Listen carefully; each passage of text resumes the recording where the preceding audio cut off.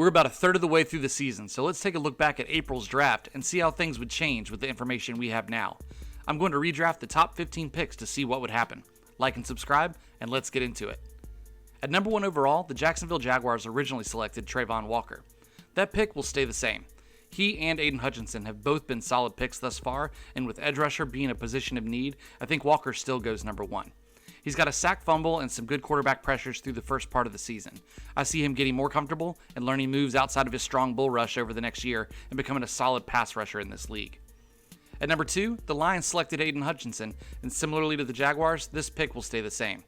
Hutchinson has 3 sacks so far on the year, good quarterback pressures, and seems to be very well liked in the locker room. He fills a position of need and is doing his job early on. Here at number 3, the Texans took Derek Stingley Jr., but in this redraft, they'll be selecting Sauce Gardner. While Stingley has been a decent rookie cornerback so far, Gardner is making an argument to be a top 10 corner in the league already. He's holding quarterbacks to 54% completion rating when targeting him, with just 5.7 yards per target. He has 1 interception as well. He's working on the coveted title of lockdown corner, which means at number 4, where Gardner was originally drafted, he will no longer be available. For the Jets here in the redraft, I have our farthest riser in Tariq Woolen.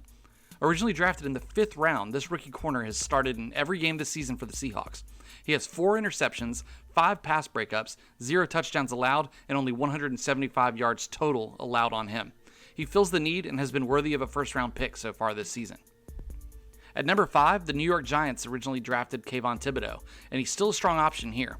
To me, it's between him, Ikem Ekwonu, and Chris Olave. Knowing what we know now, not just about the draft picks, but also the performance of the rest of the team's roster, I'm going to go with Chris Olave. The team desperately needs wide receiver help, and so far this season, Olave has put up nearly 400 yards and 2 touchdowns. He makes the most sense for the G-men in this position. The Panthers drafted Ikem Ekwonu at number 6 in April's draft, and they'll race to the podium to do the same thing again. He's been incredibly reliable in all aspects of the game, and it's nice to know on a team with such turnover and turmoil, their left tackle position is filled for the foreseeable future. The Giants are back up at number 7. They drafted Evan Neal originally in this spot, and he's been perfectly fine for them. I'm considering sticking with him or grabbing Kayvon Thibodeau in this redraft. Considering they drafted both of these players in April and prioritized Kayvon at that point, I'll do the same thing here. Kayvon Thibodeau drops 2 spots but ends up on the same team. Moving on to Atlanta at number 8. Drake London was the first wide receiver taken in April's draft at this spot, and today, he'll be the second wide receiver taken in the same spot. He's been solid for them thus far, fills a need, and I like him in Atlanta.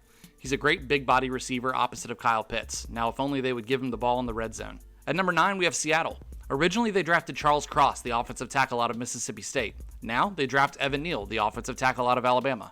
I just think Neal has shown to be more consistent and less of a project so far this season. Geno Smith has been surprisingly good, and having Neal protect his blind side will make him just that much better.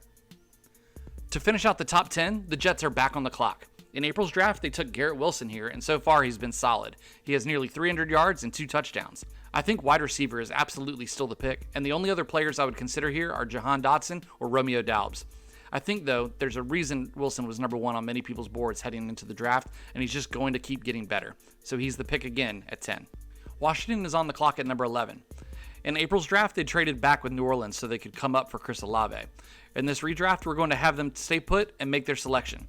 Jahan Dotson, their original pick, is still available. However, knowing what we know now, Terry McLaurin signed an extension, Curtis Samuel has stayed healthy and is a top target, and the running backs have been solid in the pass game. I think the Commanders select Derek Stingley Jr. to help out their hurting secondary and plan to pick up another wide receiver later in the draft.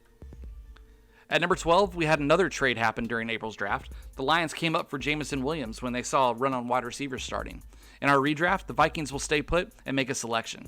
The 2 players I'm considering here are Jalen Petrie and Devin Lloyd. The Vikings need help defensively, and both of these players would be impact players right away based on what we've seen so far this season.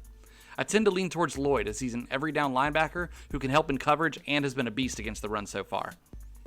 The Texans are up at number 13. This was the 3rd pick in a row that was traded on day 1 of April's draft. The Eagles came up from 15 to select Jordan Davis out of Georgia.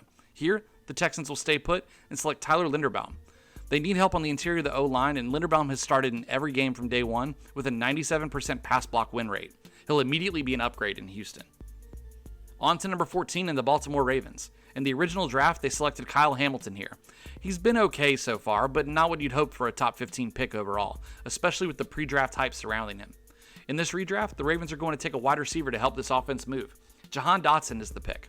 He's missed 2 games this season, but already has 4 touchdowns and 150 yards through 3.5 games played. He'd be a good red zone target and can play in the slot or outside. Our last pick in this redraft will be the Philadelphia Eagles at number 15. It's a pretty simple one. Turns out they didn't have to trade up to get Jordan Davis after all. He slides to them at 15 and they get their guy. Thanks so much for watching. Let me know what you would have done in this redraft and like and subscribe. I'll see y'all next time.